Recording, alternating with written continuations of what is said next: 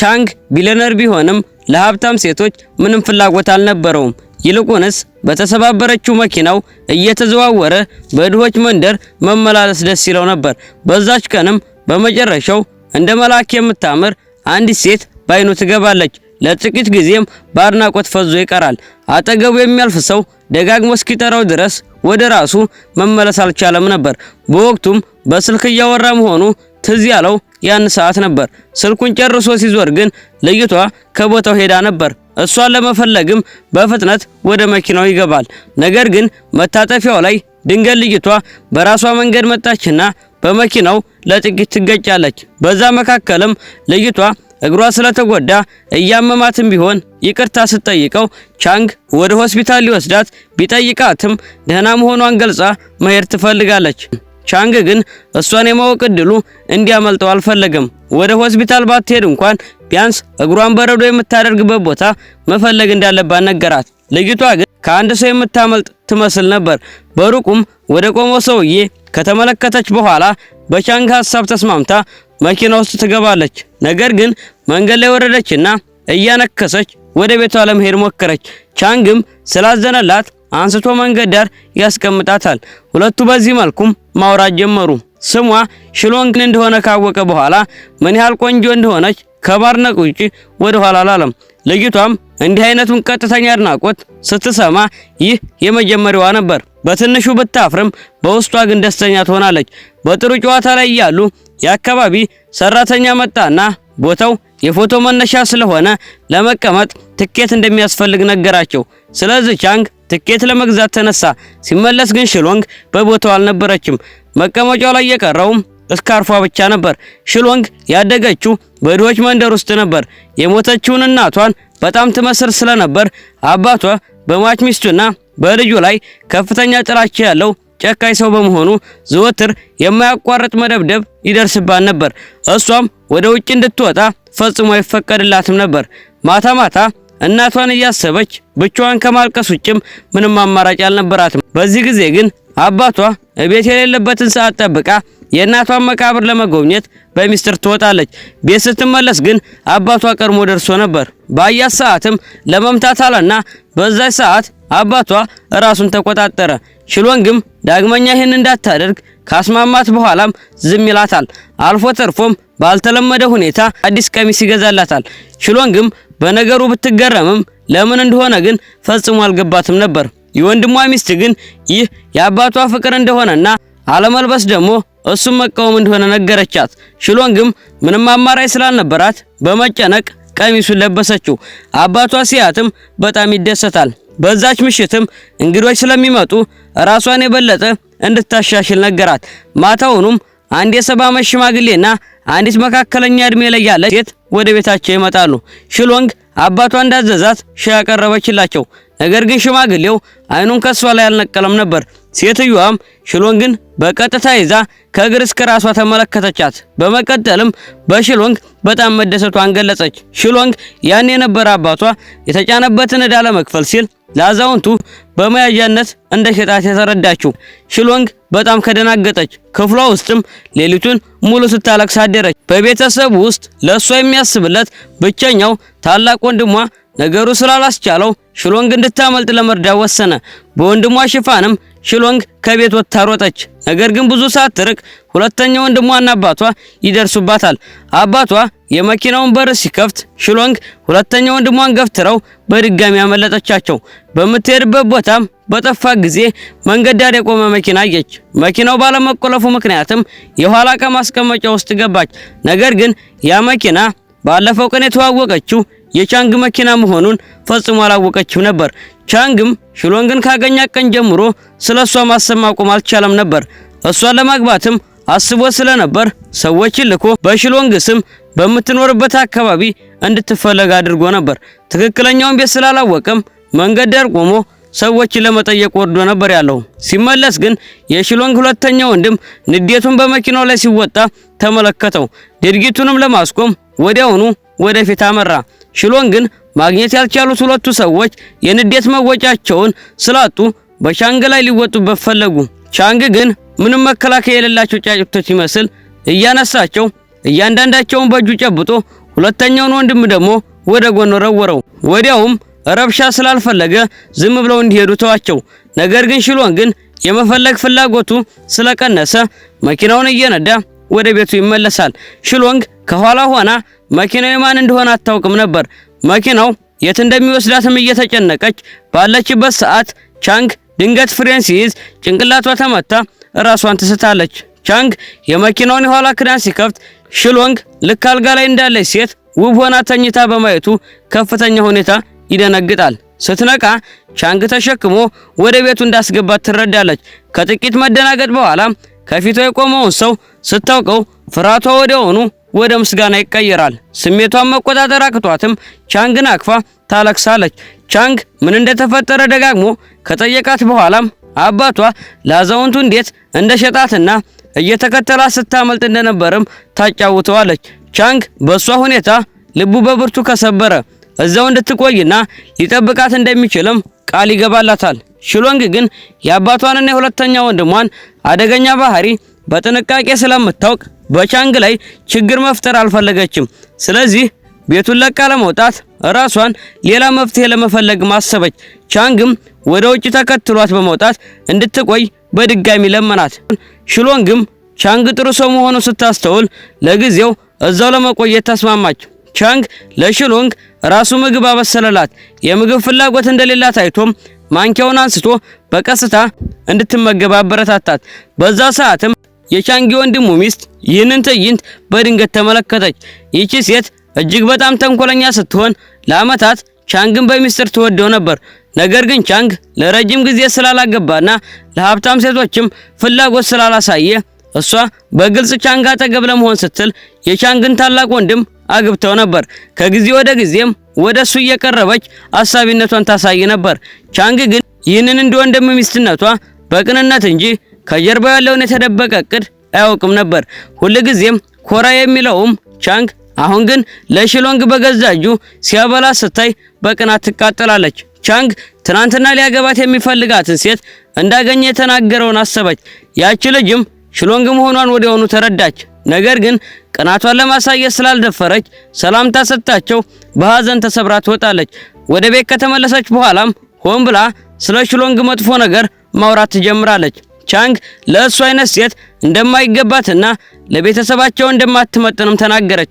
የቻንግ እናትም ይህንን እንደሰማች ወዲያውኑ ወደ ቻንግ ደውላ ለንግግር ወደ ቤት እንዲመጣ ነገረችው።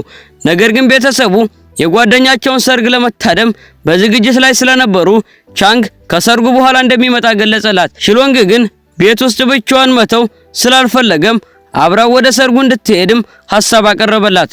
እንዲያውም በጣም አሳቢ በመሆን በርካታ ቀሚሶችን አዘጋጅቶላት ነበር።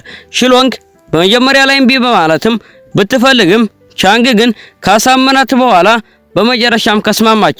አንድ ሐምራዊ ቀሚስን መረጠች። ቀሚሱን ለብሳም ስትወጣ ቻንግን በውበቷ በድጋሚ ያስደነገጠችው። ቻንግ ውበቷን ከመደነቅ ውጪ ሌላ አማራጭ አልነበረውም። በመቀጠልም ያዘጋጀውን የአልማስ የአንገት ሐብል አደረገላት። ከጥቂት ጊዜ በኋላም በአንድነት ወደ ሰርጉ አመሩ። የቻንግ ታላቅ ወንድምም ቀድሞ ደርሶ ነበር። ለወንድሙም ከልቡ ተደሰተ። ሁለቱ ፍጹም ተስማሚ ጥንዶችም እንደሆኑና ሽሎንግንም ሚስቱ እንደገለጸቻት አይነት ሴት እንዳልሆነችም አሰበ። የወንድሙ ሚስት ግን ፊቷ በጨለማ ተውጦ በውስጧ በንዴት ትበግን ነበር። ታላቅ ወንድሙም እንዲቀመጡ በደስታ ይጋብዛቸዋል። እሱም በሽሎንግ በጣም ተደስቶ ነበር። የሱ ማድረግ ግን የራሱ ሚስት በጣም አናደዳት። ስለዚህም ሰውነቷ እንዳልተመቻ ምክንያት ፈጥራም ወጣች። ወንድምየውም እሷን ተከትሎ ለመውጣት ተገደደ። በሰርጉ ላይም ያለውን የፍቅር ሁኔታ በመጠቀም ቻንግ ለሽሎንግ ያለውን የፍቅር ስሜት ገለጸላት። ሽሎንግም ተደናገጠች። ምን ብላ እንደምትመልስም አላወቀችም ነበር። ስነ ስርዓቱ ሲጀምር ቻንግ በመጨረሻም የሽሎንግን እጅ ለቆ ወደ ጎን ይቆማል። ነገር ግን የፍቅር አስተያየቱ ከሷ ላይ ፈጽሞ አልተነቀለም ነበር። ሽሎንግ በሱ ትኩረት ምክንያትም ትንሽ አፈረች። እንደ እውነቱ ከሆነ እሷም በቻንግ ፍቅር ወድቃበት ነበር። የመጀመሪያ ቀንም ከልቡ ካደነቃ ጊዜ ጀምሮ እሱንም ተልቧ አላወጣችውም። ለሷ የሚያሳየው መልካምነትም ልቧን በብርቱ ነክቶት ነበር።